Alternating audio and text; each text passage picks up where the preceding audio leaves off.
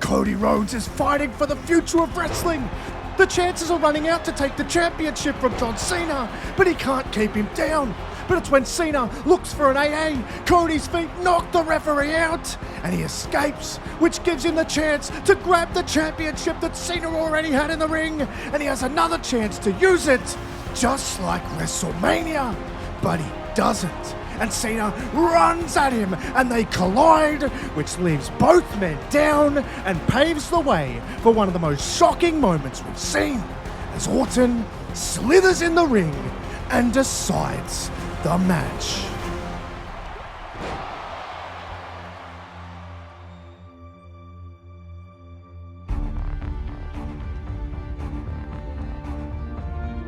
Cody is on SmackDown without the championship, and he is livid. He threatens to take the show hostage and refuses to leave until Randy Orton shows his face. But Orton doesn't show up. Instead, he gets Nick Aldis, and he assures him that Orton isn't there. But if he has some aggression he wants to get out, he can in the main event against LA Knight, where the winner gets a shot at John Cena at Clash in Paris. It's another chance for Rhodes, considering he was screwed out of the last one. And the match brings the heat. Both men are extremely determined to catch another now fleeting final appearance from Cena. But tonight is another one of those appearances, because Cena interrupts the match right in the middle of it to get a closer look. But it's this sizable distraction that once again paves the way for a snake to snipe his prey, and he slithers in and drops LA Knight. Everyone is so confused, especially Cody, who tries to get at Orton, but Orton just says, "This is for you. Pull the trigger. You couldn't do it against Cena, and you paid for it. Don't pay for it again." Cody is being counted out, and he has to slide back in, but as he goes to pick Knight up, he gets small packaged and loses. Cody once again fails after having the chance to capitalize, and his anger bubbles right on the surface as Cena faces off with his next opponent in LA Knight. And Orton makes his way from where he came, but the next week, Cody wants to go face to face with him. However, as he's pacing in the ring, on the Tron appears Randy Orton, looking extra sinister. "You know, Cody, I've always said it. You remind me of myself. A golden boy, destined to crumble under the weight of everybody's expectations. And when I tried to guide you when you were young, you actually listened. But now, I'm trying to guide you again. And trust me, you need me more than ever. But if you don't listen, perhaps this isn't just you trying to save wrestling and finish another story. Maybe it'll be me writing the ending myself." But Cody stands even more defiant, and he calls out Orton for another showdown in the City of Love, where there will be no love lost. And they collide in a wave of fury. Rhodes is fired up. He's being put through the mental gymnastics by Orton already, but Orton, as always, will look to do it more and more until he finally breaks him.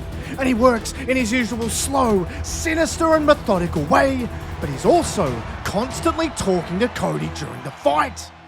"I'm doing all of this for your benefit, Cody. You've listened to me your whole career. You have to listen to me now." But Cody continues to defy his mentor by fighting with the heart that he's become so well known for. And he also has words for Randy during the fight as well. "This is where we're different, Randy. I'm a different person. You think you're helping me, but you always just try and help yourself. Your soul is already compromised. This is all anyone would ever expect from you. You're a snake, and you always will be." And this gets to Orton, and he goes to that place, and he fires off on Cody, who resists as much as he can. But ultimately, after a countered crossroads, he falls victim to the three most dangerous letters in the entire industry. But Orton doesn't pin him.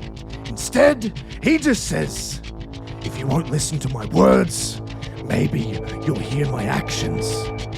He then picks him up, he settles for a moment, and delivers another RKO and pins Cody to the victory. However, after the match, Orton starts listening to those voices again, and he's going to line Cody up to punt him, but he just stops short and spares him. And it seems as though for now, Randy is just happy with the win. But it almost feels like more than a win. It feels like he might have gotten through to the American Nightmare. But has the crowd gotten through to Cena? Because in the main event, LA Knight is in desperate trouble, with Cena holding that WWE Championship that he's used as a weapon before. But the crowd is pleading with him not to pull the trigger. And it's the hesitation with him listening that gets the chance for Knight. And he looks for a BFT, but Cena only just counters it, which gives him the chance to do it the right way with an AA to retain the championship. And it's a realization that perhaps Cena always needed. The realization that he in fact can do this on his own, which is exactly what LA Knight is telling him on the SmackDown following, because LA Knight tells John Cena that he should listen to the people who made all of them who they are, and not someone like Randy Orton. And it does seem to land with Cena. Or so we think. Because once again, slithering into the ring is Orton, who RKOs LA Knight again. And Cena is even more confused now, because the Viper doesn't strike on him. Instead, he says in a very cold and calculated manner, "Don't listen to the voices in the stands. Listen to the voices in your head." And he lines up Knight, and he's gonna punt him.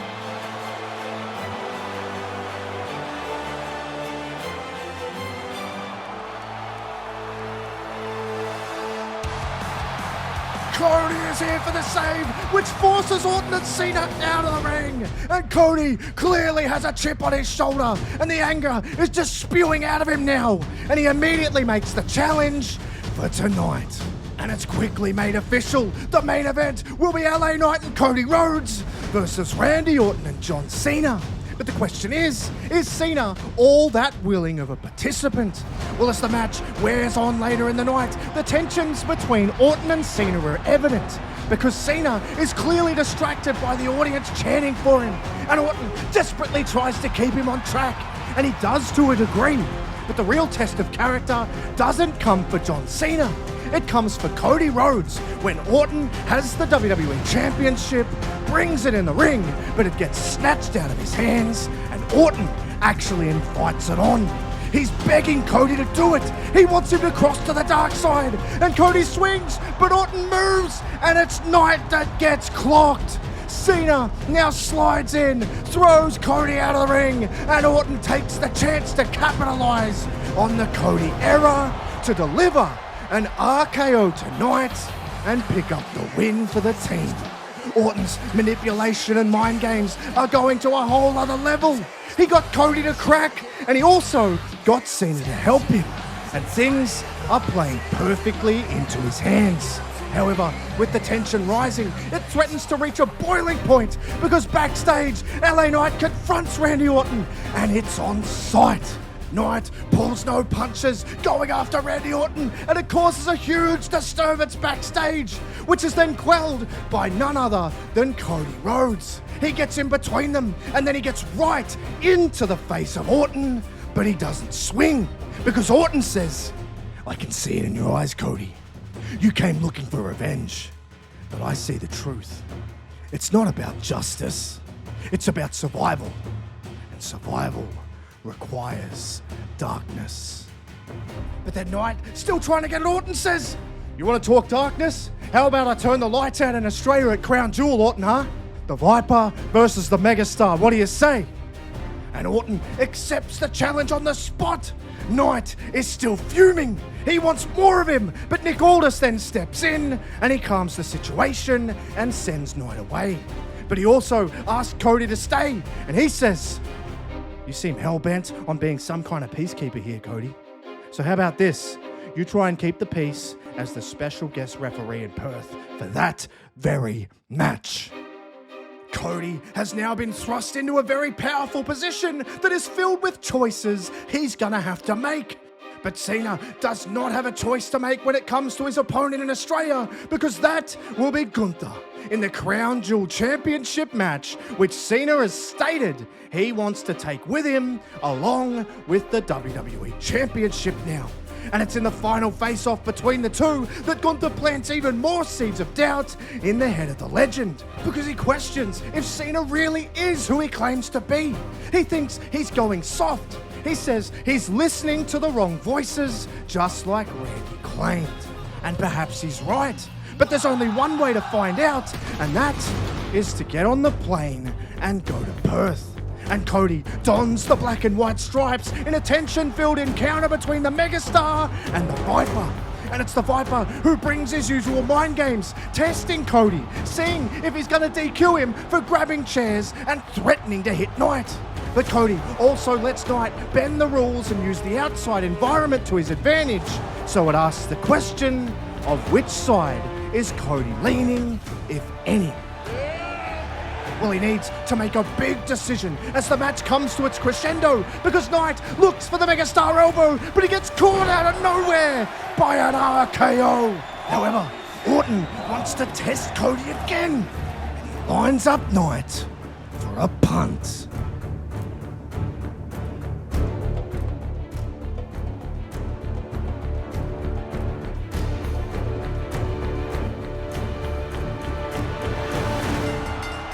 Cody stands up for LA Knight, but he does it by ending the match. And this causes even more chaos, because now Knight, who eventually gets up, starts remonstrating with Cody about stopping it. And as they're arguing, Orton simply says, "See, you saved him, and he's still in your face."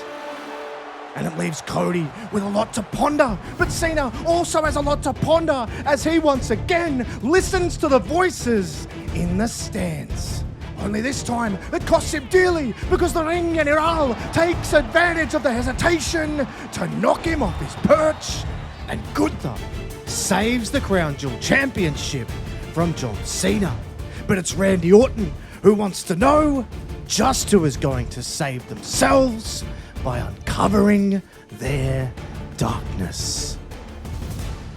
You know, I tried to tell him, listen to the voices in your head and not the voices of the people. These people are fickle. These people don't take the bumps. They don't ride the roads. They don't miss time with their family. We do. Cody, you've been the hardest working man in this company for years, and now for what? For them to boo you on the road to WrestleMania last year? For them to laugh at you when you lose at WrestleMania 39 and throw rubber chickens in the ring? And John, you would never have gotten 17 without doing what you did, because you did what you had to do. And now you waver, and what happens? You lose to Gunther. I'll say it again. This is about survival, and survival takes darkness.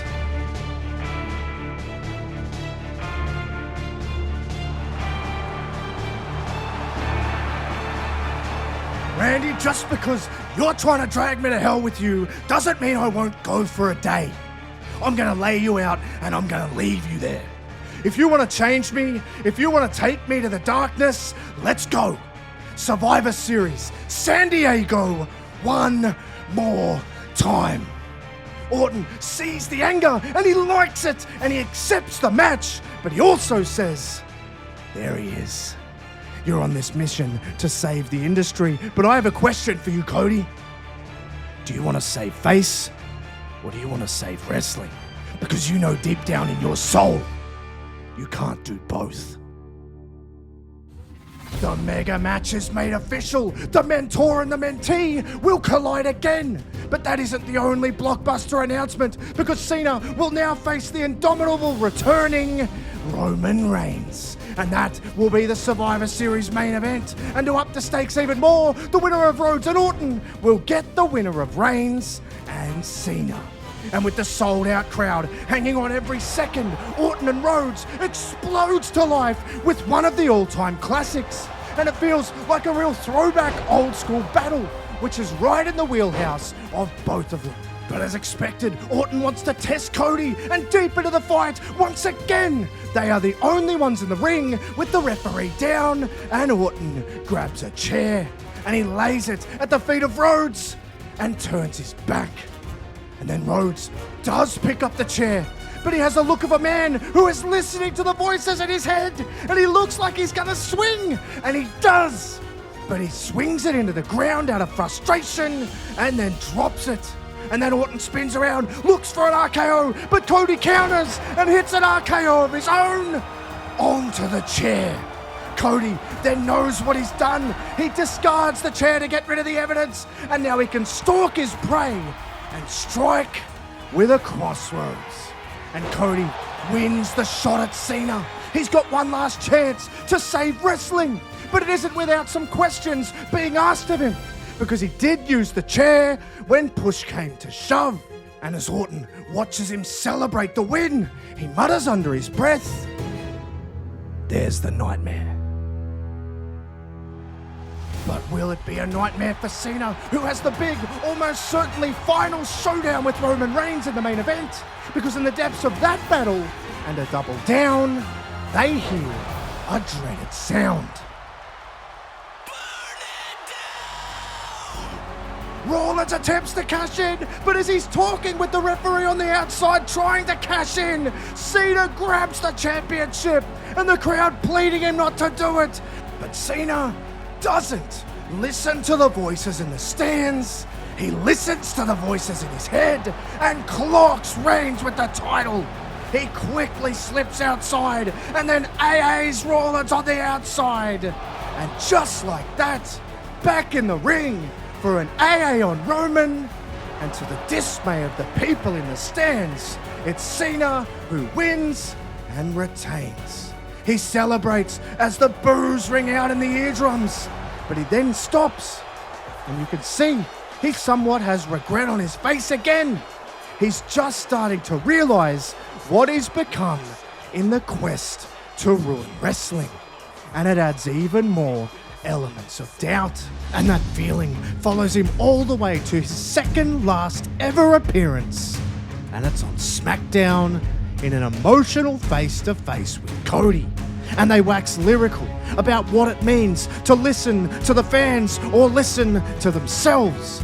And John Cena states that he's going to listen to the one voice that has gotten him to where he is today. And that is his own. And he suggests that Cody should listen to his own voice too and be his own man instead of pandering not only to the audience, but Randy Orton. And it all just leads to so many more questions that need to be answered in John Cena's final appearance, with the dark cloud of Randy Orton hanging over it.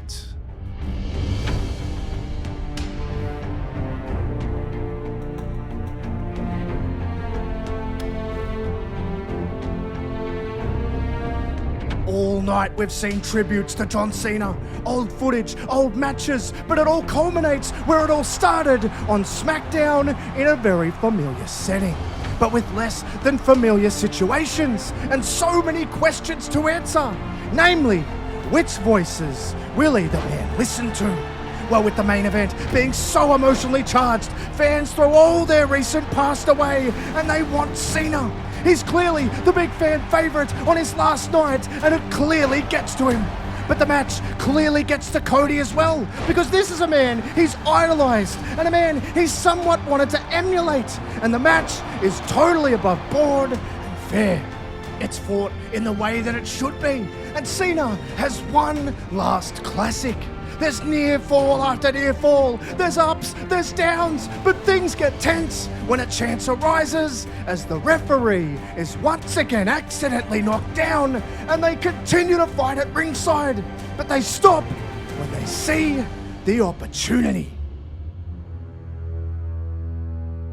Cody picks up the title and is backing up Cena into the ring. Cody is listening to the voices in his head while Cena listens to the voices in the stands. The tide has completely turned, or so we think, because it's then Cody starts to listen to the voices in the stands as well. And Cena says, "This isn't the way I want to go out. Let's do it the right way. Listen to them. I was wrong. We're nothing without them." And then Cody, with tears in his eyes, drops the title and hugs John Cena in a highly emotional moment that is for a reason.